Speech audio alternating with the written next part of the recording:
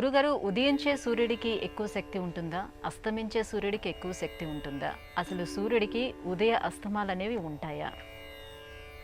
సూర్యుడు నక్షత్రం కదలదు, కానీ కదులుతుంది. బ్రహ్మాండ భాండ గోళాలన్నీ కూడా అన్నీ కదిలేవే, ఏవి స్థిరం కావు. అయితే ఆ స్థిరత్వ కాలానికి అవధి ఉంటుంది. నానాలింగద్వాదృతో నాం నానా సూర్యత్వం అష్టౌతు వ్యవసిత ఇది సూర్యమండలాన్యష్టాత్ ఊర్ధ్వం ఆతనుష్వ ప్రతనుష్వ. అరుణం అనేటటువంటి కృష్ణ యజుర్వేదం మొదటి పన్నం ఆరణ్యకంలో మొదటి అధ్యాయంలో సూర్యుని యొక్క కదలికలు కూడా వర్ణింపబడి ఉన్నాయి. మహాభారతంలో కూడా అరణ్యకాండలో రాముడు లక్ష్మణునకు పశ్య లక్ష్మణ దృశ్యతే అని చెబుతూ మండే అగ్నిగోళం ఈ సూర్యగ్రహం అంటూ వివరిస్తాడు. మత్సలున్నాయి అని కూడా బోధిస్తాడు. జ్యోతిషం అన్నిటా కనిపించేటటువంటి శాస్త్రం. అలాంటి ఆ సూర్య భగవానుడిని దైవం అనేటటువంటి విధానంలో సంప్రదాయం, ఆధ్యాత్మిక మార్గం మనందరినీ కూడా ఉదయించే అస్తమించే సమయాలలో ఆ సూర్యుడిని దర్శనం చేసుకొని నమస్కరించాలి అంటూ ఒక మార్గం బోధించింది. ఆ క్రియ పేరే సంధ్యావందనం.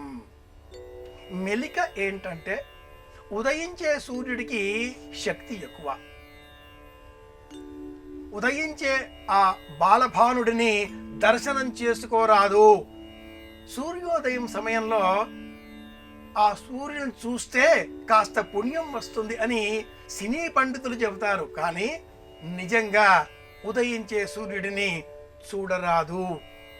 ఉదయించే సూర్య కాంతి నాభి ద్వారా లోనికి చేరి శరీరానికి ఆరోగ్యాన్ని ఇవ్వాలి, అంతేగాని కన్నులలో నుంచి లోనికి వెళ్ళరాదు. కనుక ఆ సమయంలో సూర్యకాంతి దేహమంతా కూడా ప్రసరించే విధంగా తూర్పు వైపుగా నిలుచొని రెండు చేతులు జోడించి ఉత్యం జాతవే రసం దేవం వహంతి కేతవః దృశే విశ్వాయ సూర్యం ఇటువంటి మంత్రాలు చెప్పాలి, లేదా ఆదిత్య హృదయం పారాయణం చేయాలి, లేదా సూర్యాయ నమః అని చెప్పాలి, లేదా ఆదిత్యోర్ కరవిర్భాను ఏదో ఒక శ్లోకం, లేదా మనస్సు ఏకాగ్రత పొందే నిమిత్తమై సూర్య నమస్కారాలు చేయడం.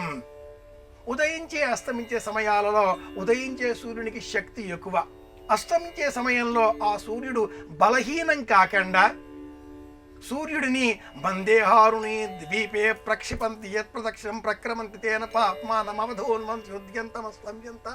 వేద ప్రమాణంలో ఉద్యంత అస్తంయంత ఉదయించి అస్తమించే సమయాలలో మందేహులు అనే రాక్షసులు ఆ సూర్యుడిని పట్టుకొని బాధిస్తూ ఉంటారు. కనుక శాస్త్రం తెలిసిన పెద్దలు దోసిలిలో ఇలా నీరు పుచ్చుకొని ఆకాశం వైపు ఇలా విరజిమ్మితే మందేహులు అనే ఆ రాక్షసుల శక్తి సారహీనం కాగా తగ్గిపోవడంతో మందేహులు నియంత్రణలోనికి వస్తారు అని వేదం గాథ చెప్తుంది.